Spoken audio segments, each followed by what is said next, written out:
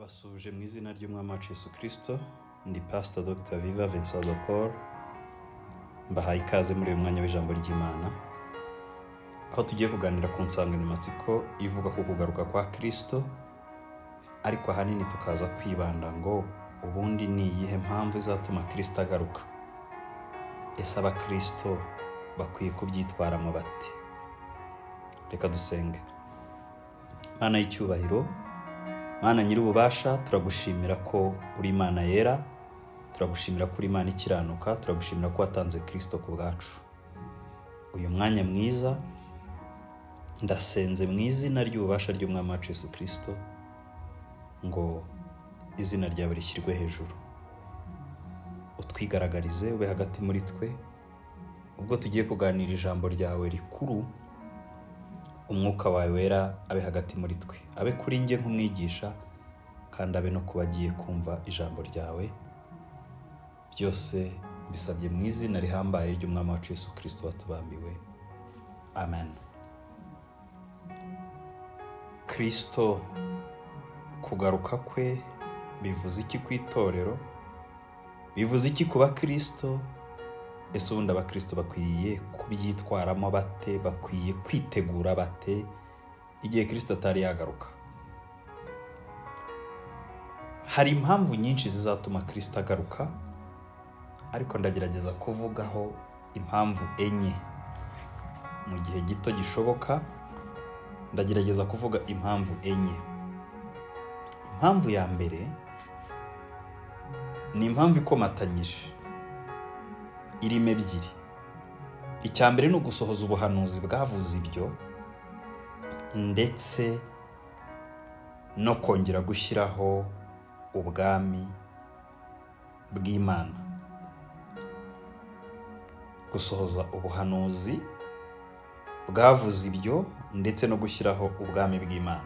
Iyo dusomye mu gitabo cy'Ibyahishuwe mu gice cya 11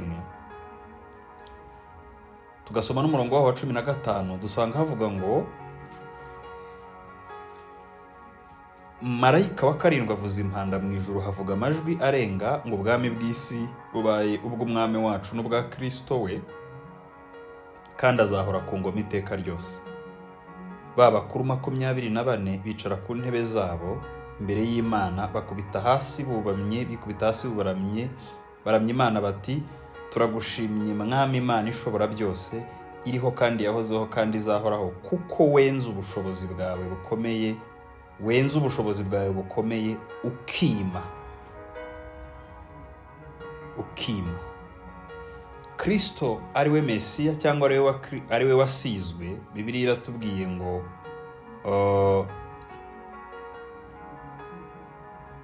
ngo ubwami bw'Umwami wacu n'ubwa Kristo we.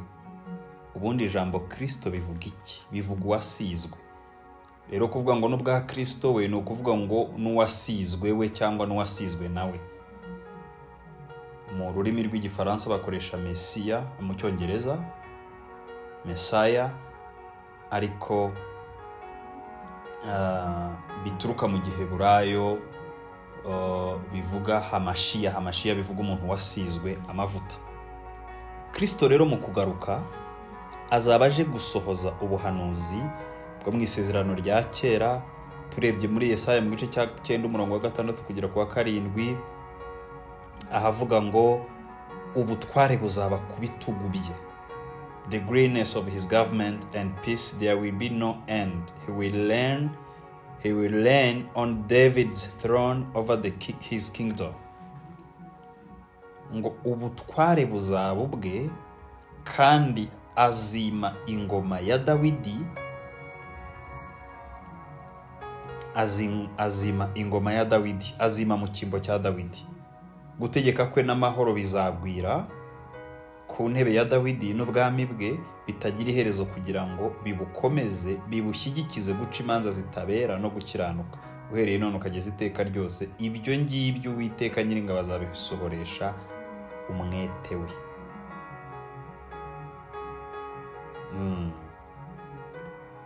Uwo nandi gusoma no murongo wa 6 mu Kinyarwanda, ariko ni uwa 7 mu zindi ndimi. Uwa 5 ni wo wa 6 mu zindi ndimi. Uwa gatanu rero mu kinyarwanda uravuga ngo ni uko umwana yatuvukiye, duhawe umwana w'umuhungu, ubutware buzaba ku bitugu bye. Kristo aza yaraje gutangiza ubwami, ariko niyongera kugaruka azaba aje kwima ingoma. Ubu uyu munsi ni twe bami n'ibikomangoma, turi kuyobora mu cyimbo cy'uko yakabaye ayoboye. Mujya mwumva ibyitwa imyaka igihumbi, bigibwaho impaka nyinshi ku bateolojiye. Bamwe bati imyaka igihumbi Kristo azaza atwara abantu agarukane nabo bimana ingoma ku isi imyaka igihumbi, abandi batazaza yima ingoma imyaka igihumbi narangiza abone kubajyana mu ijuru.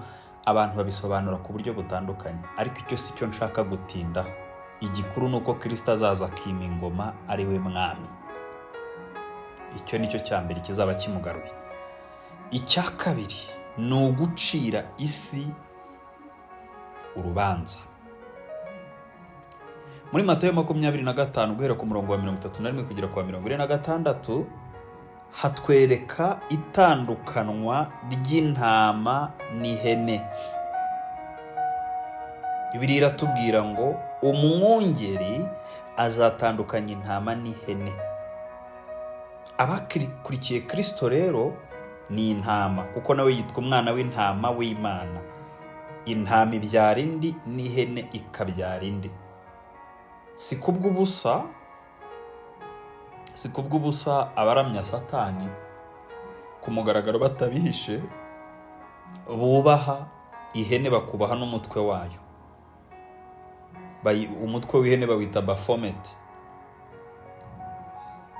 Bifite icyo bivuze, kuko na Bibiliya iravuze ngo azatandukanya intama mu ihene. Intama rero zizahabwa karibu mu bugingo buhoraho n'Imana, hanyuma ihene zihabwe karibu mu bugingo buhoraho na Satani. Burya nabwo ni ubugingo buhoraho, kuko nabo ntibazapfa, ariko bazaba bari kubabazwa. So, ni eternal punishment, mu gihe abandi bazaba bagiye muri eternal life. Iki ni icya kabiri kizaba kizanye Kristo, gutandukanya intama n'ihene, gutandukanya abamwizera n'abatamwizera. Iyo havuzwe rero gucira urubanza abatuye isi, mu by'ukuri twe twizera Kristo ntabwo tuzacirwa urubanza, twaratsindishirijwe. Ntabwo tuzacirwa urubanza. Ikizacirwa urubanza ni imirimo twakoze tumaze gutsindishirizwa, kugira ngo tubone uko twambikwa amakamba cyangwa imwe inyure mu muriro ishye. Ibi bisobanurwa n'icyanditswe kivuga ngo abari muri Kristo Yesu nta teka bazacirwaho. Mu yandi magambo, nta rubanza tuzigera tujyamo rwarangije kuba, Kristo yararurangije. Gusa icyo dusabwa ni ukudakora ibyaha nkana ngo ubuntu busage. Ariko ijambo ryo ritubwira neza ko nta teka tuzacirwaho. Imana yacu ni ishimwe.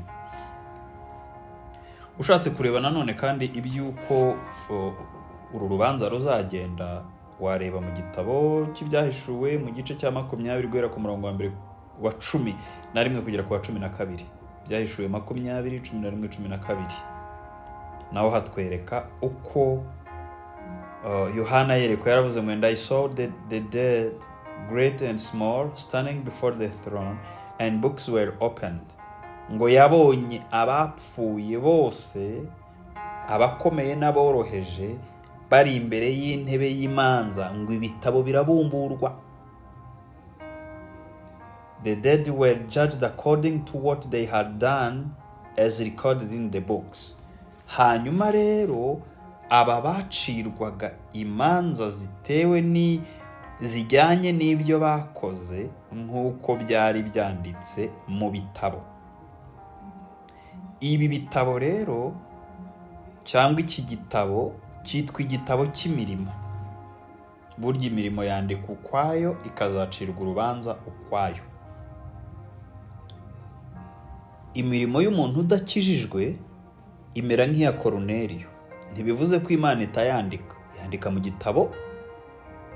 Iyo ayikoze neza, ayikoranye umutima ukunze, nubwo yaba atarakizwa, igakomeza imwinginga kugira ngo akizwe, ya mirimo izagenda imuherekeje.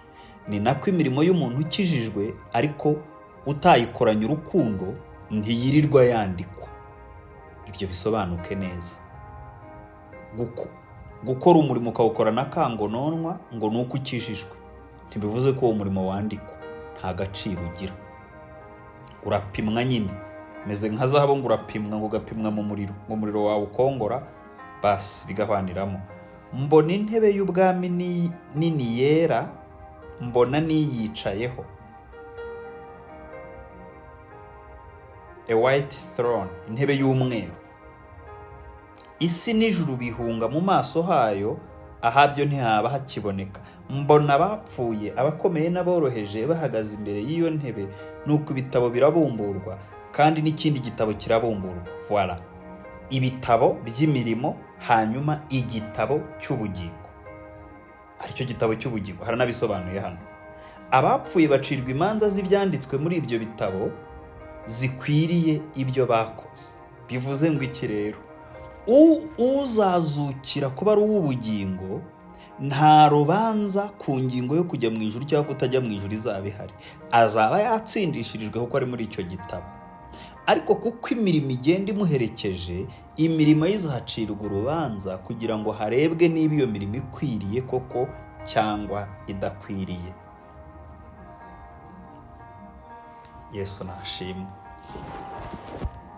Ndabona ya minota ishaka kumbana myinshi, kandi navuze ko ndi bukoreshe mike ishoboka, nkiri ku mwanya, nkiri ku mpamvu ya kabiri. Ndabona amaze gukoresha iminota 12, kangerageze. Impamvu ya gatatu izagarura Kristo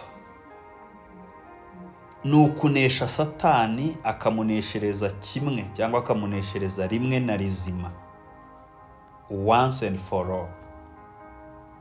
Akamuneshereza rimwe na rizima. Uyu munsi duhora turwana na Satani tukamutsinda, ejo akadutsinda kubera imbaraga za Kristo ziri muri twebwe. Ejo tukagira gutya, tukareka ibintu, ejo tukabisubiramo. Ariko ubwo Kristo azagaruka, ubwe azihanganira na Satani, amutsinde burundu. Mu Byahishuwe 19:11 kugera kuri 16 harabitwereka. Byahishuriwe Yohana,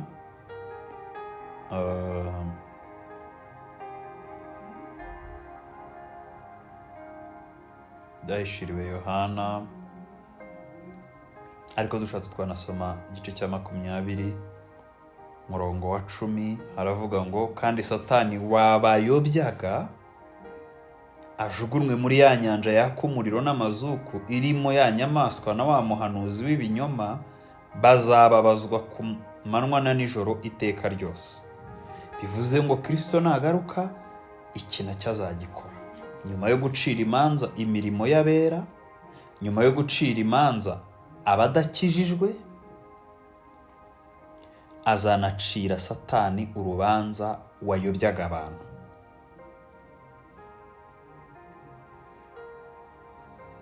Mana yacu nishimwe.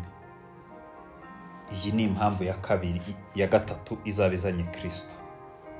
Hanyuma impamvu ya kane, azaba aje gukoranya abantu be. Pawulo yandikira itorero ry'i Tesalonike mu gice cya 4 uhereye ku murongo wa 16 kugera ku wa 17,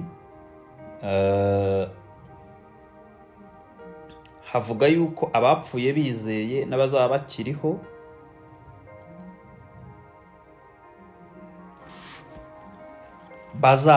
bazasanganira umwami wabo. Katuhasome Abatesalonike ba mbere 4:16 na 17. Haranditse ngo, kuko umwami ubwo azaza amanutse ava mu ijuru, aranguriye ijwi rirenga hamwe n'ijwi rya marayika ukomeye n'impanda y'Imana. Nuko abapfiriye muri Kristo nibo bazabanza kuzuka, maze natwe abazaba bakiriho basigaye duhere ko tujyananwe nabo, tuzamuwe mu bicu gusanganira umwami mu kirere, nuko rero tuzabana n'umwami iteka ryose, nuko nimumaranisha imibabaro kubwirana ayo magambo.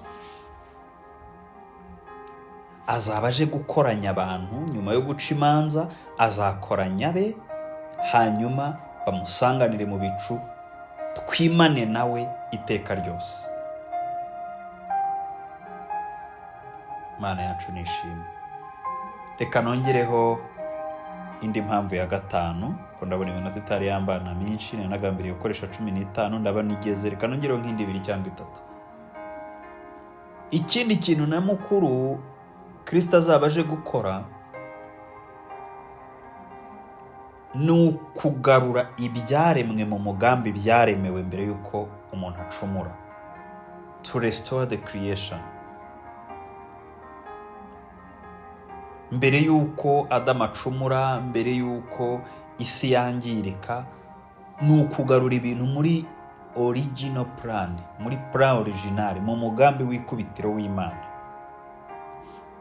Mu Baroma 8:21 kugera kuri 22 Pawulo abivuga neza.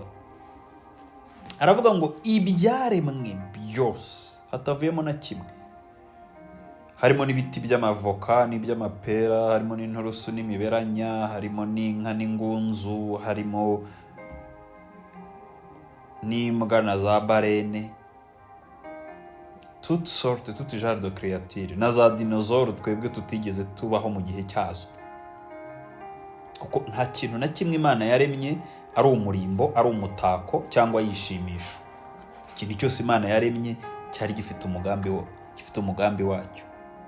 Burya n'indabo zifite umugambi wazo, kuko buriya hatariho udusimba duto duto, amasazi, inzuki, amavubi, cyane cyane tuno dusimba tugenda duhova, ntabwo ibimera byabaho.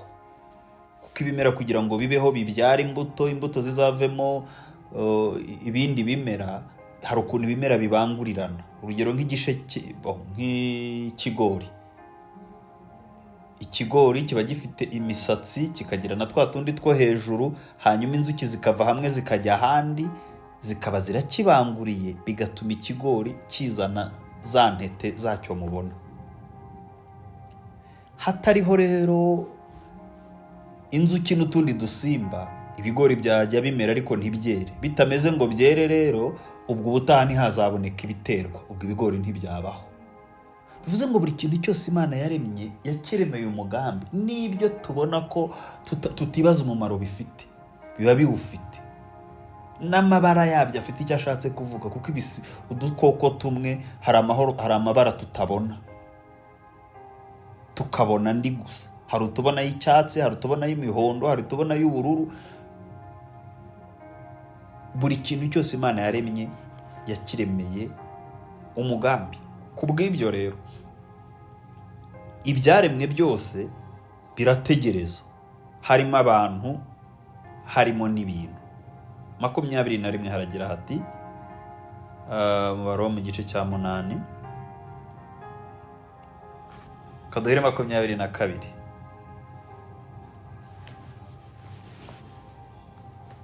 Tuzi yuko ibyaremwe byose binihira hamwe, bikaramukirwa hamwe kugeza ubu.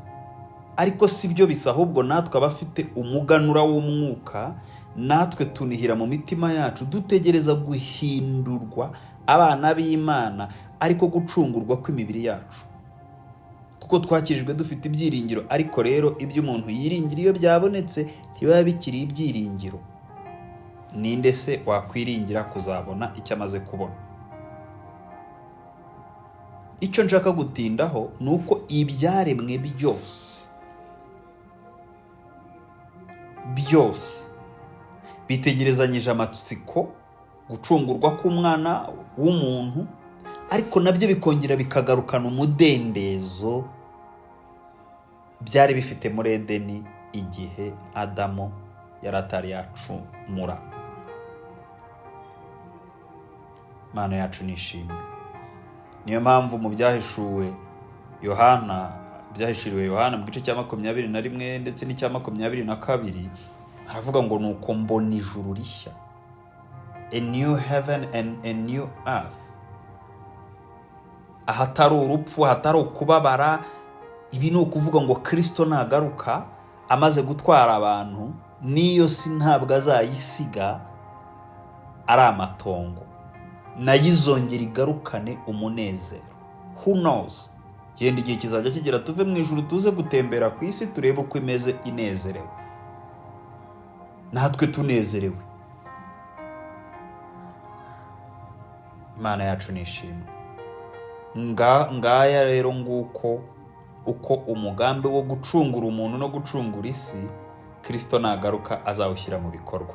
Muri izo ngingo 5 nababwiye zibanze. Ya mbere no gusohoza ubuhanuzi no kwima ingoma y'ubwami bwe yasize atangije. 2 no gucira imanza isi. 3 no kunesha Satani akamuneshereza rimwe na rizima. 4 no gukoranya abantu be akajya kubana n'abiteka ryose. 5 no kugarura isi uko yayisanga, uko yari imeze mbere yuko Adamu acumura. Imana yacu nishimwe. Burya rero mujye mumenya ko Imana ikunda abantu ariko ikunda n'isi aho yabashyize. N'ikimenyimenyi Yohana 3:16 haravuga ngo God so loved the world, kuko Imana yakunze isi. Twebwe turavuga ngo kuko Imana yakunze ab'isi, ariko muri Gifaransa haravuga ngo car Dieu a aimé le monde. Gusa iyo havuzwe isi ivugwa hariya, tugiye wenda hirya tukinjira mu zindi ndimi nko mu Kigiriki dusanga havugwa ikitwa cosmos. Cosmos ni systeme y'imiyoborere. Imana yararebye rero isanga systeme y'imiyoborere iri ku isi iragoye, irananiwe, irarushye. Hanyuma urukundo Imana ikunda isi ituma yohereza Kristo kugira ngo azane ubwami. Imana y'amahoro bampera umugisha. Birashoboka ko umuntu yigisha hari ibyo adasobanura neza, icyo wumva udasobanukiwe, nyuma yo kumva audio ukibaze ndagusubiza. Mana ndagushimira kugira neza kwawe. Icyubahiro n'ikibi cyawe muri uyu mwanya mwiza uduhaye, kandi ushimirwe ko waduhaye Kristo. Niyo Mana iruta izindi dufite. Ukuyemo Kristo mu buzima bwa buri muntu, ibindi byose bisigara bifite umumaro muke, ndetse hafi ya ntawo. Kuko Pawulo yaravuze ngo iby'isi iyo mbirebye mbibona nk'ibibambye, nanjye nkabibona nk'ubambye, bikambona nk'ubambye hariya. Kandi aravuga ngo kimwe cyo nibagirwa ibiri inyuma kugira ngo nsingire ibiri imbere. Udushoboze kuba abakristo b'umumaro, bavuga ibyawe, kugira ngo ubwo uzasanga abacirwa urubanza atari benshi, ahubwo uzasanga abo watsindishirije bakwemeye ari bo benshi. Iyo niyo devoir, uwo niwo mukoro wa buri mukristo, no guhindurira benshi ku bukiranutsi, no kurembuza abantu akababwira ko Kristo abashaka ngo babe mu bwami bwe, ubwo azaza azabane n'abiteka ryose. Ubidushoboze mu izina ry'Umwami wacu Yesu Kristo. Amen.